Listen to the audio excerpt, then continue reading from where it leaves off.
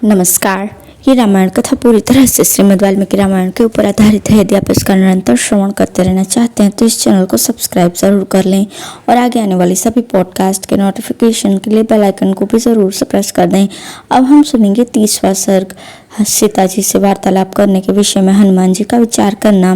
पराक्रमी हनुमान जी ने भी सीता जी का विलाप, त्रिजटा की स्वप्न चर्चा तथा राक्षसों की डांट टपट, ये सब प्रसंग ठीक ठीक सुन लिए। सीता जी ऐसी जान पड़ती थी मानो नंदनवन में कोई देवी हूँ। उन्हें देखते हुए वानर वीर हनुमान जी तरह तरह की चिंता करने लगे। जिन सीता जी को हजारों लाखों वानर समस्त दिशाओं में ढूंढ रहे हैं, आज उन्हें मैंने पा लिया। मैं स्वामी द्वारा नियुक्त दूत बनकर गुप्त रूप से शत्रु की शक्ति का पता लगा रहा था। इसी सिलसिले में मैंने राक्षसों के तारतम्य का, इस पूरी का तथा इस असुर राज रावण के प्रभाव का भी निरीक्षण कर लिया। श्री सीता जी असीम प्रभावशाली तथा सब जीवों पर दया करने वाले भगवान श्री राम की भार्या हैं। ये अपने पतिदेव का दर्शन पाने की अभिलाषा रखती हैं, अतः इन्हें सांत्वना देना उचित है। इनका मुख पूर्ण चंद्रमा के समान मनोहर है। इन्होंने पहले कभी ऐसा दुख नहीं देखा था, परंतु इस समय दुख का पार नहीं पा रही हैं, अतः मैं इन्हें आश्वासन दूंगा। ये शोक के कारण चेत सी हो रही हैं। यदि मैं इन सती साध्वी सीता को सांत्वना दिए बिना ही चला जाऊंगा तो मेरा वो जाना दोषयुक्त होगा। मेरे चले जाने पर अपनी रक्षा का कोई उपाय न देखकर ये यशस्विनी राजकुमारी जानकी अपने जीवन का अंत कर देंगी। पूर्ण चंद्रमा के समान मनोहर मुख वाले महाबाहु श्री रामचंद्र जी भी सीता जी के दर्शन के लिए उत्सुक हैं। जिस प्रकार उन्हें सीता का संदेश सुनाकर सांत्वना देना उचित है, उसी प्रकार सीता को भी उनका संदेश सुनाकर आश्वासन देना उचित होगा। परंतु राक्षसियों के सामने इनसे बात करना मेरे लिए उचित नहीं होगा। ऐसी अवस्था में ये कार्य कैसे संपन्न करना चाहिए, यह निश्चय करना मेरे लिए सबसे बड़ी कठिनाई है। यदि इस रात्रि के बीतते बीतते मैं सीता को सांत्वना नहीं दे देता हूँ तो ये सर्वथा अपने जीवन का परित्याग कर देंगी, इसमें संदेह नहीं। यदि श्री रामचंद्र जी मुझसे पूछें कि सीता ने मेरे लिए क्या संदेश भेजा है, तो इन सुमध्यमा सीता से बात किए बिना ही मैं उन्हें क्या उत्तर दूंगा। यदि मैं सीता का संदेश लिए बिना ही यहाँ से तुरंत लौट गया तो ककुस्थ कुलभूषण भगवान श्री राम अपनी क्रोध भरी दुस्सह दृष्टि से मुझे जलाकर भस्म कर देंगे। यदि मैं इन्हें सांत्वना दिए बिना ही लौट जाऊं और श्री रामचंद्र जी के कार्य की सिद्धि के लिए अपने स्वामी वानर राज सुग्रीव को उत्तेजित करूं तो वानर सेना के साथ उनका यहाँ तक आना व्यर्थ हो जाएगा, क्योंकि सीता इससे पहले ही अपने प्राण त्याग देंगी। अच्छा तो राक्षसियों के रहते हुए ही अवसर पाकर आज मैं यहीं बैठे बैठे इन्हें धीरे धीरे सांत्वना दूंगा, क्योंकि इनके मन में बड़ा संताप है। एक तो मेरा शरीर अत्यंत सूक्ष्म है, दूसरा मैं वानर हूँ। विशेषतः वानर होकर भी मैं यहाँ मानवोचित संस्कृत भाषा में बोलूँगा, परंतु ऐसा करने में एक बाधा है। यदि मैं द्विज की भांति संस्कृत वाणी का प्रयोग करूंगा तो सीता मुझे रावण समझकर भयभीत हो जाएंगी। ऐसी दशा में अवश्य ही मुझे उस सार्थक भाषा का प्रयोग करना चाहिए जिसे अयोध्या के आसपास की साधारण जनता बोलती है। अन्यथा इन सती साध्वी सीता को मैं उचित आश्वासन नहीं दे सकता। यदि मैं सामने जाऊं तो मेरे इस वानर रूप को देखकर और मेरे मुख से मानवोचित भाषा सुनकर ये जनक नंदिनी सीता जिन्हें पहले से ही असुरों ने भयभीत कर रखा है और भी डर जाएंगी।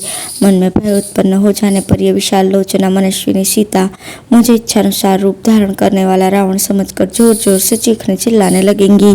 सीता के चिल्लाने पर ये यमराज के समान भयानक राक्षसियां तरह तरह के अस्त्र शस्त्र लेकर यहाँ सहसा आ धमकेंगी। तदंतर ये विकट मुख वाली महाबलवती राक्षसियां मुझे सब ओर से घेर कर मारने या पकड़ लेने का प्रयत्न करेंगी। फिर मुझे बड़े बड़े वृक्षों की शाखा प्रशाखा और मोटी मोटी डालियों पर दौड़ता देखे सब के सब सशंक हो उठेंगी। वन में विचरते हुए मेरे इस विशाल रूप को देखकर राक्षसियां भी भयभीत होकर बुरी तरह से चिल्लाने लगेंगी। इसके बाद वे निशाचर असुर राज रावण के महल में उसके द्वारा नियुक्त किए गए असुरों को बुला लेंगी। इस हलचल में वे राक्षस भी उद्विग्न होकर सूल, बाण, तलवार और तरह तरह के शस्त्रास्त्र लेकर बड़े वेग से आ धमकेंगे। उनके द्वारा सब ओर से घिर जाने पर मैं राक्षसों की सेना का संहार तो कर सकता हूँ, परंतु समुद्र के उस पार नहीं पहुँच सकता। यदि बहुत से फुर्तीले राक्षस मुझे घेर कर पकड़ लें तो सीता जी का मनोरथ भी पूर्ण नहीं होगा और मैं भी बंदी बना लिया जाऊंगा। इसके अतिरिक्त हिंसा में रुचि रखने वाले राक्षस यदि इन जनक दुलारी को मार देंगे तो श्री रघुनाथ जी और सुग्रीव का ये सीता की प्राप्ति रूप अभिष्ट कार्य ही नष्ट हो जाएगा। यह स्थान राक्षसों से घिरा हुआ है। यहाँ आने का मार्ग दूसरों का देखा या जाना हुआ नहीं है तथा इस प्रदेश को समुद्र ने चारों ओर से घेर रखा है। ऐसे गुप्त स्थान में जानकी जी निवास करती हैं। यदि राक्षसों ने मुझे संग्राम में मार दिया या पकड़ लिया तो फिर श्री रघुनाथ जी के कार्य को पूर्ण करने के लिए कोई दूसरा सहायक भी मैं नहीं देख रहा हूँ। बहुत विचार करने पर भी मुझे ऐसा कोई वानर दिखाई नहीं देता जो मेरे मारे जाने पर 100 योजन विस्तृत महासागर को लांघ सके। मैं इच्छानुसार सहस्त्रों राक्षसों को मार डालने में समर्थ हूँ, परंतु युद्ध में फंस जाने पर महासागर के उस पार नहीं जा सकूंगा। युद्ध अनिश्चयात्मक होता है और मुझे संशय युक्त कार्य प्रिय नहीं है। कौन ऐसा बुद्धिमान होगा जो संशय रहित कार्य को संशय युक्त बनाना चाहेगा। सीता जी से बातचीत करने में मुझे यही महान दोष प्रतीत होता है और यदि बातचीत नहीं करता हूँ तो विदेह नंदिनी सीता का प्राण त्याग भी निश्चित ही है। अविवेकी या असावधान दूत के हाथ में पड़ने पर बने बनाए काम भी देश काल के विरोधी होकर उसी प्रकार असफल हो जाते हैं जैसे सूर्य के उदय होने पर सब और फैले हुए अंधकार का कोई वश नहीं चलता, वह निष्फल हो जाता है। कर्तव्य और अकर्तव्य के विषय में स्वामी की निश्चित बुद्धि भी अविवेकी दूत के कारण शोभा नहीं पाती है, क्योंकि अपने को बड़ा बुद्धिमान या पंडित समझने वाले दूत अपनी ही नासमझी से इस कार्य को नष्ट कर देते हैं। फिर किस प्रकार ये काम न बिगड़े, किस प्रकार मुझसे कोई असावधानी न हो, किस प्रकार मेरा समुद्र लांघना व्यर्थ न हो जाए और किस प्रकार सीता जी मेरी सारी बातें सुन ले किंतु घबराहट में न पड़े। इन सब बातों पर विचार करके बुद्धिमान हनुमान जी ने निश्चय किया, जिनका चित अपने जीवन बंधु श्री राम में ही लगा है, उन सीता जी को मैं उनके प्रियतम श्री राम का जो अनायासी महान कर्म करने वाले हैं गुणगान गाकर सुनाऊंगा और उन्हें उद्विग्न नहीं होने दूंगा। मैं इक्ष्वाकु कुलभूषण विदितात्मा भगवान श्री राम के सुंदर धर्मानुकूल वचनों को सुनाता हुआ यहीं बैठा रहूंगा। मीठी वाणी बोलकर श्री राम के सारे संदेशों को इस प्रकार सुनाऊंगा जिससे सीता का उन वचनों पर विश्वास हो। जिस प्रकार उनके मन का संदेह दूर हो उसी प्रकार मैं सब बातों का समाधान करूंगा। इस प्रकार भांति भांति के विचार से अशोक वृक्ष की शाखाओं में छिपकर बैठे हुए महाप्रभावशाली हनुमान जी पृथ्वीपति श्री रामचंद्र जी की भार्या की ओर देखते हुए मधुर एवं यथार्थ बात कहने लगे। अब है हनुमान जी का सीता को सुनाने के लिए श्री राम कथा का वर्णन करना। इस प्रकार बहुत सी बातें सोच विचार कर महामती हनुमान जी ने सीता को सुनाते हुए मधुर वाणी में इस प्रकार कहना आरंभ किया। इक्ष्वाकु वंश में राजा दशरथ नाम से प्रसिद्ध एक पुण्यात्मा राजा हो गए हैं। वे अत्यंत कीर्तिमान और महायशस्वी थे। उनके यहाँ रथ हाथी और घोड़े बहुत अधिक थे। उन श्रेष्ठ नरेश में राजर्षियों के समान गुण थे। तपस्या में भी वे ऋषियों की समानता करते थे। उनका जन्म चक्रवर्ती नरेशों के कुल में हुआ था। वे देवराज इंद्र के समान बलवान थे। उनके मन में अहिंसा धर्म के प्रति बड़ा अनुराग था। उनमें क्षुद्रता का नाम नहीं था। वे दयालु सत्य पराक्रमी और श्रेष्ठ इक्ष्वाकु वंश की शोभा बढ़ाने वाले थे। वे लक्ष्मीवान नरेश राजोचित लक्षणों से युक्त परिपुष्ट शोभा से संपन्न और भूपालों में श्रेष्ठ थे।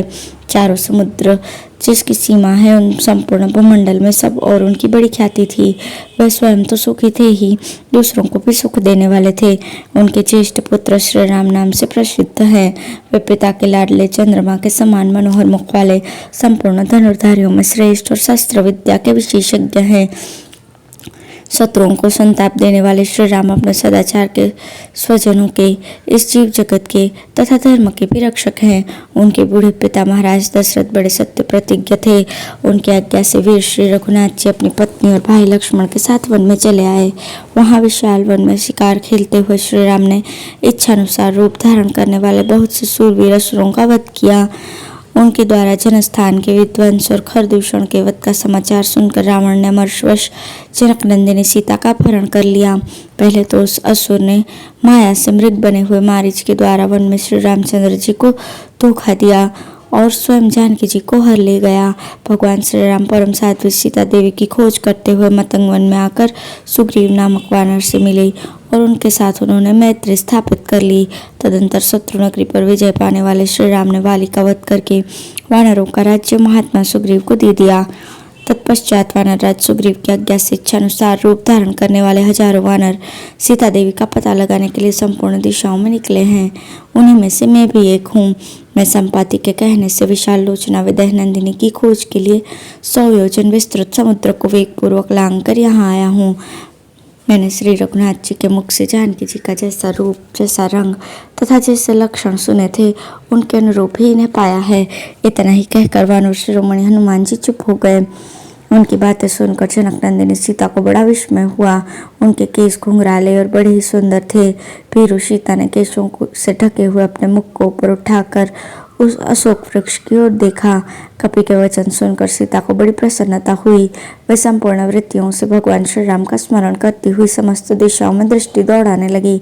उन्होंने ऊपर नीचे तथा इधर उधर दृष्टिपात करके उन अचिंत्य बुद्धि वाले पवन पुत्र हनुमान को, जो वानरराज सुग्रीव के मंत्री थे, उदयाचल पर विराजमान सूर्य के समान देखा। इस प्रकार श्री वाल्मीकि निर्मित रामायण आदि काव्य के सुंदर कांड में 31वां सर्ग पूर्ण हुआ। धन्यवाद।